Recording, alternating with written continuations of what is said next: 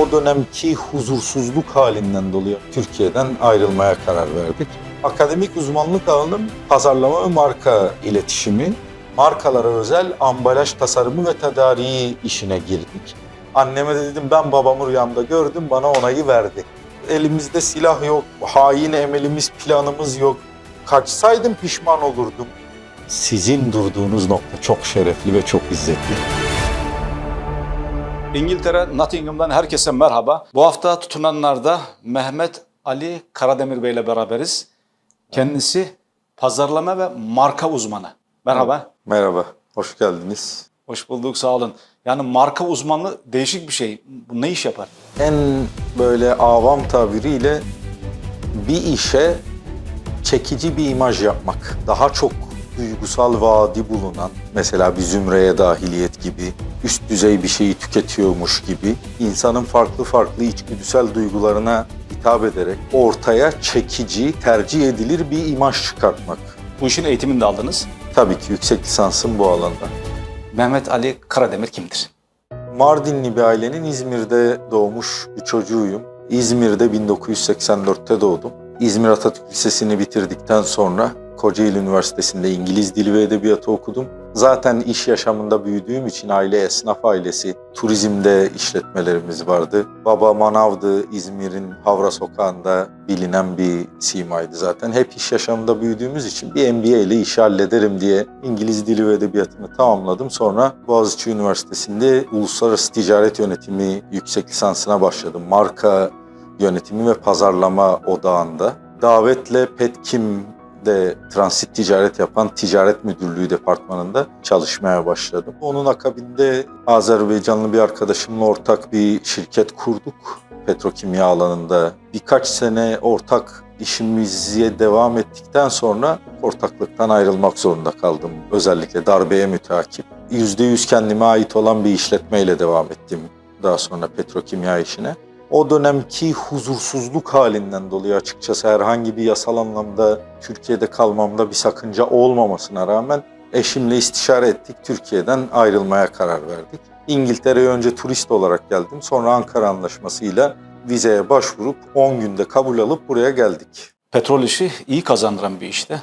Paradan ziyade huzur dediniz. Yolculuğa öyle çıktınız.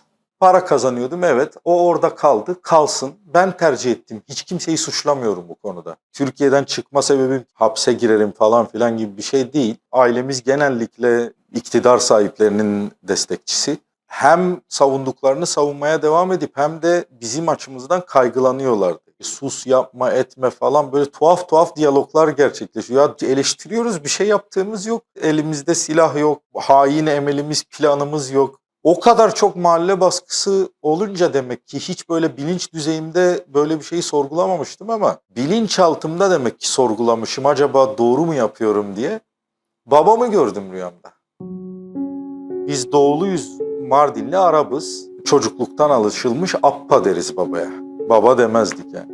Rüyamda dedim ki, Appa dedim ya, ben sana bir şey soracağım. Hep hayatta olsan diye istiyordum bu soruyu sormak için. Ya bu vaziyette sen olsan ne yapardın dedim ya.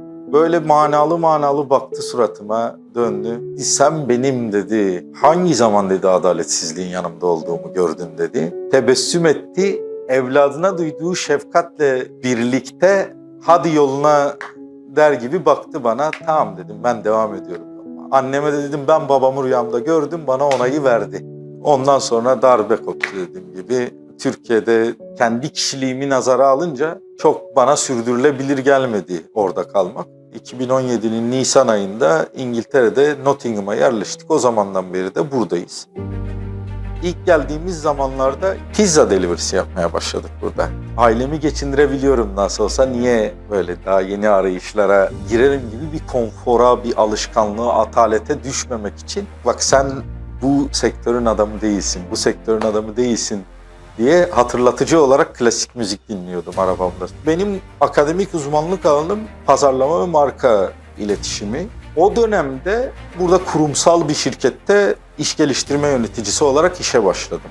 Delivery'nin akabinde. Sonra o aynı şirketin ulusal ambalaj satışından sorumlu iş geliştirme yöneticisi oldum. Oradayken tanıştığım bir kitle vardı. Gıda sektöründen ağırlıklı Türklerden bahsediyorum. Onlara böyle telkinlerde bulunuyorduk sürekli. Ya siz markalaşsanız bak bu kadar gücünüz var. Şurada bir kendinize güzel bir dekorasyon yapsanız, bir logo tasarlasanız, biraz ambalaj yapsanız falan. Bir tane arkadaşım dedi ki Mehmet sen bize söylüyordun. Markalaşın. Bu işte uzman olduğunu hatırlıyorum. Gel sen bize markaya. O ara burger revaçta. Gurme burgerciler piyasaya çıkıyor. Dedim ki bakın burger yapmayalım, farklı bir isim koyalım ve o alanda size güzel bir marka yapalım. Markayı tasarladık, sadece tabela koyduk. Bir de camına vinil yaptırdık, opening soon şeklinde. O kadar çok ilgi uyandırdı ki daha dükkanın kapıları açılmadan Facebook'ta 1500 tane organik takipçisi oldu. Soft bir açılış yapıldı. Soft açılıştan kastımız şu, özel ilan edilmedi, duyurulmadı. Genelde gıda işletmecilerinin yaptığı gibi şu gün ilk gelen 100 kişiye şunlar bedava gibi bir teklif yok. Kelimenin tam anlamıyla hiçbir teklif yok. Kapının önünde 15 kişi sırada bekliyor. O yatırımı yapmaya o gün itibariyle karar veren arkadaş kulağıma eğildi. Mehmet dedi sana bir şey itiraf edeceğim dedi. Ben dedi 20 yıllık dedi tecrübemde 10 tane mekan açtım sattım. Hayatımda hiçbir mekanımın böyle bir ilgi gördüğünü görmedim dedi ilk gününden. O imajın işçiliğiyle tamamen İngiliz bir firmaya da danışmanlık yaptım. Marka danışmanlığı yaptım. All Weather Roofline diye. Logo tasarlamasına başladık. Alternatifler sunduk falan. Azalttık. Bir şey sunduk. O kadar takdir ettiler, o kadar memnun oldular ki hayatımda herhangi bir doğu kültüründen böyle bir takdir örneği görmedim. Ondan sonra Mehmet bizim kataloglarımızın da yapılması lazım. Onları da yapacaksın. En nihayetinde komple rebranding yaptık. Komple marka sıfırdan yeniden markalandı. Sadece isim aynı kaldı. Marka danışmanlığını yaptığım firmaya daha iyi hizmet verebilmek için bir senede mutfak sanatları eğitimi aldık burada. Diplomam var. Şeflik de yapabiliyorum işsiz kaldığımda. Bunları yaptığım sırada bu arada halen ben o bahsettiğim toptancı firmasında çalışıyordum. Oradaki serüvenim de biraz ilginç. Buranın özgürlükçü değerlerini aktarmak açısından. Mekanda öyle namaz kılınacak falan filan bir yer yok. Açık bir ofiste çalışıyoruz. Bir vakit namaz genellikle oraya denk geliyordu. Orada herkesin ortasında serip namaz kılıyordum. Hiç kimsenin de bana böyle bir acayip baktığını, eleştirdiğini vesaire falan filan görmedim. Bir kere müdürüm gelip kapının önünde bana bakmıştı böyle tuhaf. İlk defa gördü. Kendi odası başka bir yerdeydi çünkü. O da böyle şaşkınlıkla yani böyle bir tenkitle veya sen ne yapıyorsun burada gibi böyle bir olumsuz bir yaklaşımla değil de göç etmiş, buranın vatandaşı olmayan birisi alınganlığıyla müdürüme dedim rahatsız edici bir durum var mı? Hayır dedi, hiçbir sorun yok dedi. Orada ne yapıyorsan dedi yapmaya devam et. Çünkü dedi her ne yapıyorsan, kime açıyorsan ellerini çok iyi çalışıyor, çok iyi gidiyorsun. İşinde çok iyisin, sakın dedi bozma. Devam aynı şekilde. Hiçbir şeyi değiştirmiyorsun bundan sonra. Marka danışmanlığına böyle bir girizgah yapmış olduk. Bununla birlikte ana ticari faaliyetim olan markalara özel ambalaj tasarımı ve tedariği işine girdik. Bir markanın kendine özel ihtiyaçlarına yönelik hem yapısal tasarım hem de görsel renk, ikonlar, logo vesaire anlamında görsel tasarımını yapıp kendilerine komple bir anahtar teslim proje şeklinde destek sağlamak. Burada gördüğünüz ürünlerin hepsini ve daha fazlasını biz tasarladık, biz tedarik ettik. Bu bir karton kutu, kullanat eldivenleri paketleyen orta ölçekli bir firmaya tedarik ediyoruz. Bu non-woven çanta asıl plastik materyalden yapılıyor ama kumaş gibi görünüyor. Bunlar ana ürün gruplarımızın en başında geliyor. Craft çantalar diye geçer. Kağıt, saplı, sapsız çantalar. Bunlar bu şekilde. Burası yağlı kağıt grubumuz. Sarma kağıdı, kese veya zarf şeklinde. Şu anda tek şube olarak başladığımız 3 tane büyük sayılabilecek, hatırı sayılır müşterimiz var. Birinin 5 şubesi, birinin 3 şubesi, diğerinin 3 şubesi var. Bunun haricinde tekil şubelerden oluşan birçok gıda işletmesi, hediyelik eşya firması, kullanat eldiven paketleyen firma müşterilerimiz var. Diğer ambalajcılardan farkımız, biz marka danışmanı gözüyle bu işe bakarak karşılayamayacakları bir hizmetin bir parçasını onlara ücretsiz olarak sunmuş oluyoruz. Tedarik ettiğimiz hemen hiçbir ürünü bizden daha uygun fiyatlara, daha iyi kalitede tedarik edebilen başka tedarikçiler bulamıyorlar. Ticari olarak böyle kötü tecrübeleriniz oldu mu? Evet, bir tane büyük kötü tecrübem oldu. Battım. Pandemi döneminde Türkiye'den dezenfektan ve maske ürünleri getirmiştik. Türkiye'deki politika değişikliğinden dolayı mal piyasada yığıldı ve o işin ilk başında yaptığım karlar, benim 4 senelik birikimim ve başkalarından borç aldığım paraların hepsi battı. Devletin küçük işletmelerin ekonomideki yerini önemsemesinden dolayı çok önemli destekler aldık ve o sayede ayakta kaldık. Muhtemelen Türkiye'de öyle bir batış yaşasam bir daha ayağa kalkmak çok mümkün olmayabilirdi. Ama burada devlet 20'şer bin pound hibe verdi. Borç da değil, hibe verdi. Bütün işletmelere 50 bin pound'a kadar çok çok düşük maliyetli kredi sundu. Geriye döndüğünüzde böyle pişman olduğunuz bir şey var mı? Şunu da yapmasaydım dediğiniz. Pişmanlık modunda bir insan değilim. Keşke olmasaydı, keşke şöyle olsaydı falan. Fıtri olarak öyle bir yönüm çok yok açıkçası. Yani neyse olması gereken olmuştur. Yani benim fıtratım bu. Böyle yetiştim. Mevlana'nın deyişiyle olan hayırdır. Bir şey Olan olmuşsa o hayırdır, zaten böyle hayırdır. olur. Şöyle çok da pişman olacak bir şey yok. Tercihlerinizden dolayı pişmanlık yaşadığınız bir şey var mı? Böyle bir şey kesinlikle yok. Bununla alakalı isim vermeden bir yeğenimle diyaloğumu anlatayım. Hükümet taraftarı bir yeğenimle olan diyaloğum yakın zamanda oldu. Ablasıyla konuşuyordum. O da yanındaydı, sesimizi dinliyormuş. Radikal taraftarlığı nedeniyle kendisine tepki göstereceğimi düşünüyor. Eskide kaldı tabii onun da radikal taraftarlığı. Şimdi böyle ortada ılıman bir duruşu var. Ablası kardeşinin dedi ki aslında o da duyuyor bizi, seninle konuşmak istiyor ama çekiniyor dedi. Dedim niye çekiniyor? Konuşsun. Dayı dedi bak dedi çok dürüst olarak bir şey söylemek istiyorum dedi. Ben konuyu çok değerlendirdim kafamda. Hala dedi bilmiyorum kimin haklı olduğunu.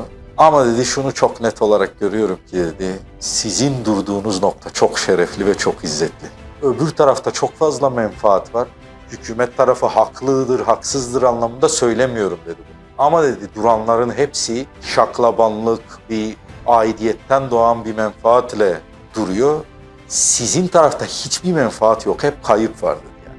Bu dışarıdan bakan birisi için bence dedi sizin durduğunuz yer çok daha onurlu duruyor dedi. Malumunuz o 3 müflisten bahsedilirken sen Allah için ne yaptın? Ben ömrüm boyunca savaştım, savaş meydanında da öldüm diyor. Hayır diyor sen kahraman olmak için öldün. Kahraman diye de anılıyorsun şimdi dünyada, yürü cehenneme. Hep de en korktuğum hadise budur. Ben kahramanlık mı yapıyorum yoksa gerçekten hak bildiğim için mi yapıyorum diye sorusu her zaman aklımdadır. Halen daha aklımdadır.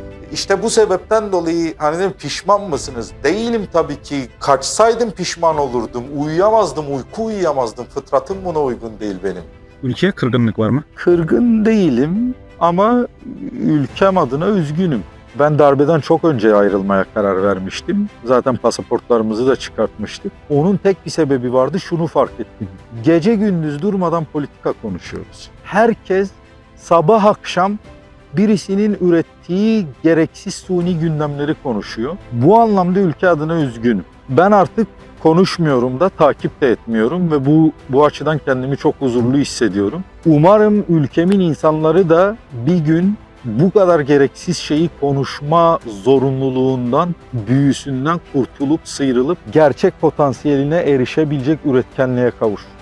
Herkesin göreceği bir yere bir şey yazmak isteseydiniz ne yazardınız? Adalet hissi yoksunluğu.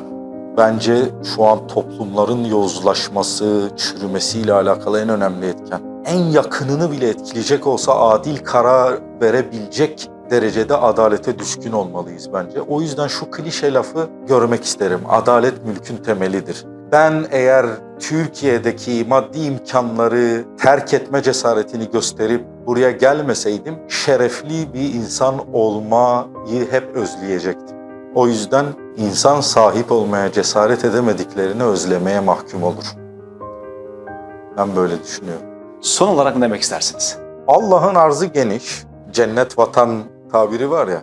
Dünyadaki tek cennet vatan Türkiye değil, dünyanın her yerinde cennet gibi yerler var. Çok huzurlu, coğrafyası çok güzel, havası çok güzel yerler var. Nerede mutsuzsa arkadaşlar var olan düzenlerini kaybetmeyi ya da onun dışına çıkmayı göze alıp başka yerlere, başka denizlere doğru yelken açabilirler. Her yerde bir düzen kuruluyor. Daha kuramayanını görmedim açıkçası. Geçim sağlanıyor, huzurla yaşanıyor, özgürce yaşanıyor. Kraliçesinin, kralının bile en bayağı esprilerle eleştirilebildiği bir ülkede yaşıyorsunuz. Vatanseverlikten de vazgeçmiş olmuyorsunuz aslında bu şekilde. Vatan yine bizim vatanımız. Örneğin ben bütün ithalatlarımı Türkiye'den yapıyorum. Bütün aldığım her şeyin dövizi Türkiye'ye girdi olarak giriyor. O yüzden düzeni terk etme noktasında bence arkadaşlar tereddüt etmemeliler. İmkanları varsa muhakkak daha huzurlu olacakları yerlere doğru yelken açmalılar. Buna imkanı olmayan, durumu müsaade etmeyen arkadaşlarımız da vardır. Onlara da Allah bir an önce kurtuluş, rahatlık, felah, çıkış nasip etsin diye ancak dua edebiliyoruz. Elimizden bir şey gelirse de yardım etmekten başka bir şey gelmiyor bu aşamada.